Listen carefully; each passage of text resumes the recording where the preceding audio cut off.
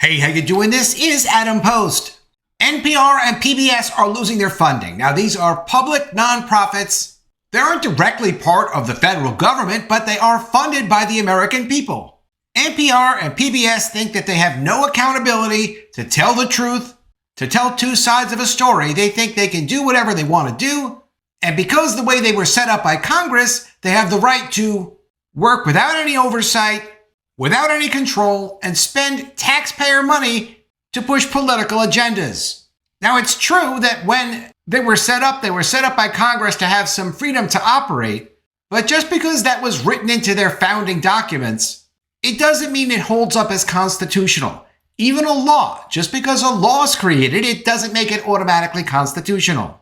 If the people of the United States, through the President of the United States, says, excuse me, we're giving you guys like $500 million a year or something like that. We want you to be legitimate news organizations and stop pushing progressive agendas. Just do what you were supposed to do when you agreed to take the people's money. They don't want to do that. So Trump had to respond. From Breitbart, Trump signs executive order halting federal funds to NPR and PBS. And from Deadline, Donald Trump's latest executive order directs an end to federal funding for NPR and PBS, which they say is blatantly unlawful, according to PBS's CEO. And of course they would say that. They don't want to lose the money. If they lose this money, it's not like a little bit of extra play money. This is like the money they need to operate. And this has been something Trump has been successful with so far. There have been battles, but whether it's a federal agency or a college or the United States Institute for Peace, that was very similar to PBS and NPR, like a separate nonprofit that supposedly the president could not exercise any authority over. Not only was the United States Institute for Peace taken over, but they were taken over and wiped out by Doge. They even lost their own building that they used to own through the nonprofit, and it was given over to the federal government because almost all of their funding came from the American people. And from NPR, Trump orders end to federal funding for NPR and PBS. And this is how he first tried to move in on them. From NPR, Corporation for Public Broadcasting sues Trump after he tries to fire board members. This is a move very similar to what Trump did with the U.S. Institute for Peace, taking over control of the board, which is control of the nonprofit, so they could start firing people and shutting the place down. President Trump has signed an executive order halting funds to PBS and NPR, claiming the taxpayer-funded organizations have exercised political bias. The executive order directs the Corporation for Public Broadcasting, CPB, and other agencies to cease federal funding for NPR and PBS while demanding that they seek to halt all other sources of public funding to the organizations. The order said this: at the very least, Americans have the right to expect that if their tax dollars fund public broadcasting at all, that they fund only fair, accurate, unbiased, and nonpartisan news coverage. No media outlet has a constitutional right to taxpayer subsidies, and the government is entitled to determine which categories of activities to subsidize. The CPB's governing statute reflects principles of impartiality. The CPB may not contribute to or otherwise support any political party. That's going to be a problem for them in court. That's enough reason to pull all their funding right there. The CPB fails to abide by these principles to the extent it subsidizes NPR and PBS. Which viewpoints NPR and PBS promote does not matter. What does matter is that neither entity presents a fair, accurate, or unbiased portrayal of current events to taxpaying citizens. Trump continues, I therefore instruct the CPB Board of Directors, CPB Board, and all executive departments and agencies to cease federal funding for NPR and PBS. And this is where it gets complicated to the benefit of Trump and the disadvantage of NPR and PBS. Getting funding from multiple agencies inside the federal government and trying to say that the executive branch has absolutely no oversight over where those monies are going. It's one thing to say that Congress specifically said, here's money, we're setting it aside for this specific purpose for this specific agency. But that's not really what's happening here. If other federal agencies are using their funds to then go and fund NPR and PBS, regardless of what any statute says, there has to be some oversight of that. According to the Associated Press, NPR and PBS received roughly $500 million in public money through the Corporation for Public Broadcasting and have been preparing for the possibility of stiff cuts since Trump's election. Well, he just got elected a couple of months ago. I don't think they reorganized all their funding over the last couple of months, but maybe they did. Of course they didn't. Quote, the Corporation for Public Broadcasting sued Trump earlier this week over his move to fire 3 members of its 5-person board, contending that the president was exceeding his authority and that the move would deprive the board of a quorum needed to conduct business, according to a report. That's interesting because in the United States for Peace move, Trump fired board members and then put new board members on that board, controlling it that way. But by firing a few of the board members and not leaving enough board members for them to have like a quorum as a decision-making body so they can decide to do this or decide to do that, it really puts them at a massive disadvantage. Now it makes them completely dysfunctional, even in trying to defend themselves in this funding cancellation issue. In a statement last month, Paula Kerger, president and CEO of PBS, said that the Trump administration stripping it of federal funds would, quote, disrupt the essential service PBS and local member stations provide to the American people. Quote, there's nothing more American than PBS, and our work is only possible because of the bipartisan support we've always received from Congress, she said. This public-private partnership allows us to help prepare millions of children for success in school and in life, and also supports enriching and inspiring programs of the highest quality. Well, that's not going to be enough to keep the organization going. NPR is not too happy about this. President Trump signed an executive order seeking to hold federal funding for NPR and PBS, deeming it taxpayer subsidization of biased media, which of course it is. That's beyond debate. The order directs the Corporation for Public Broadcasting, a separate organization from NPR or PBS, to cease direct funding to the media outlets. But the corporation, which distributes federal money to public media, said it's beyond the president's jurisdiction. Patricia Harrison, who somehow seems to have missed the entire episode of what happened with the United States for Peace, quote, CPB is not a federal agency subject to the president's authority.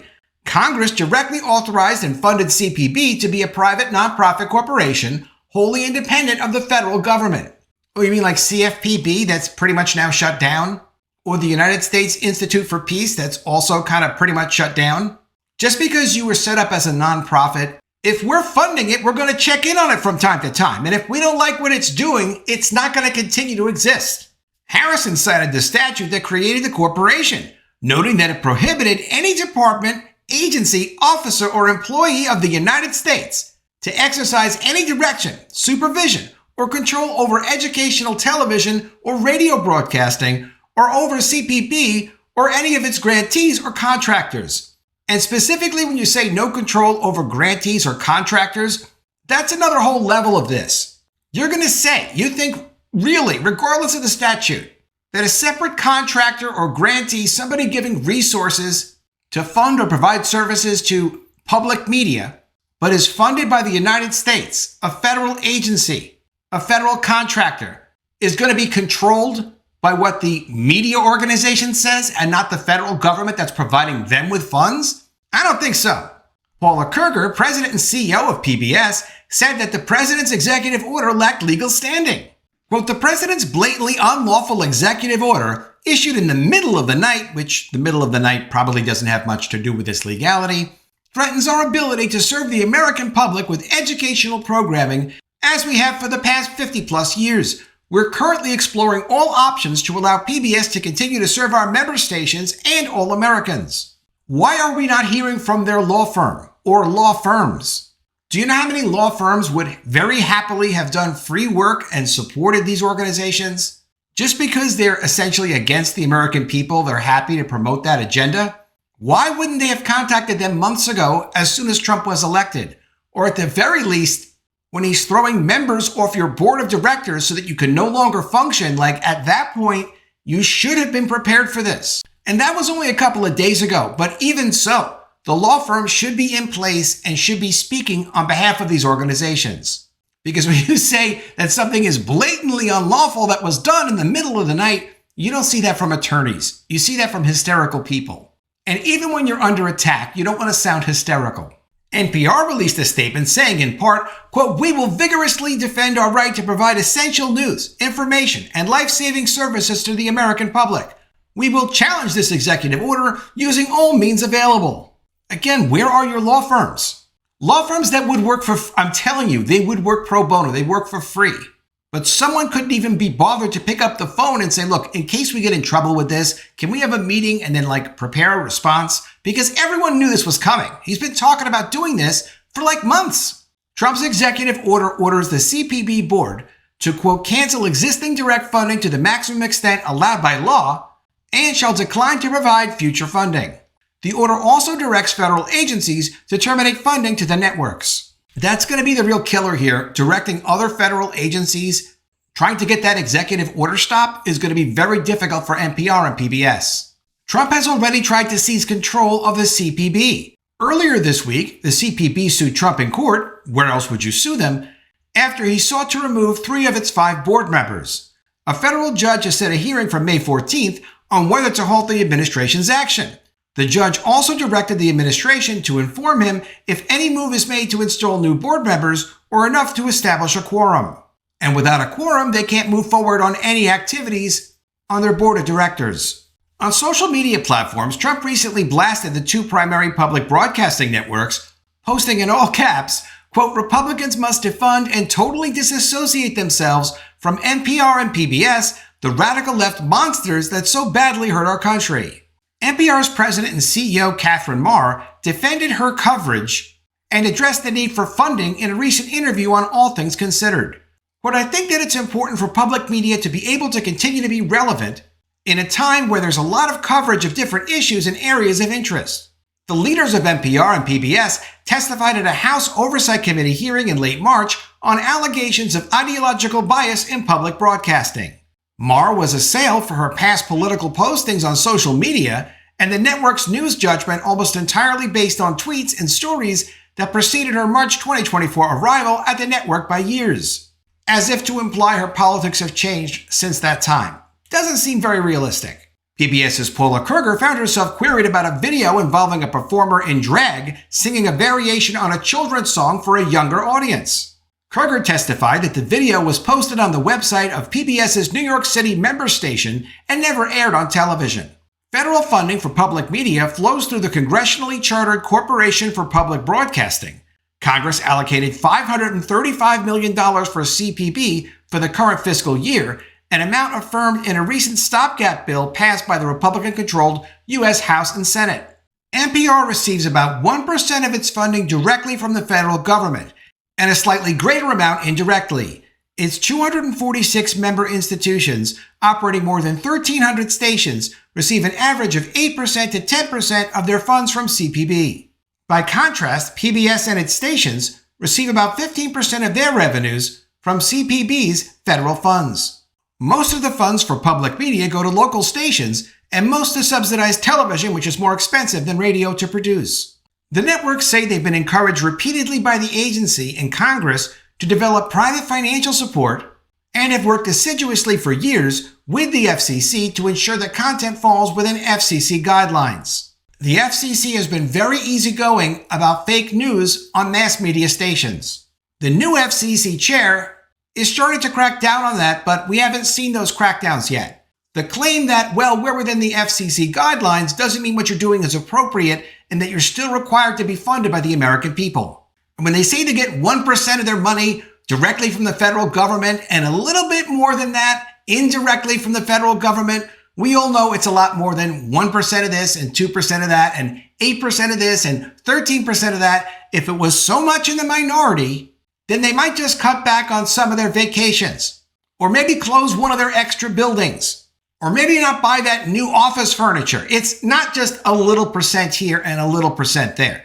If you take away the $535 million per year that they're taking from the American people to push their agenda, they will completely collapse without that money.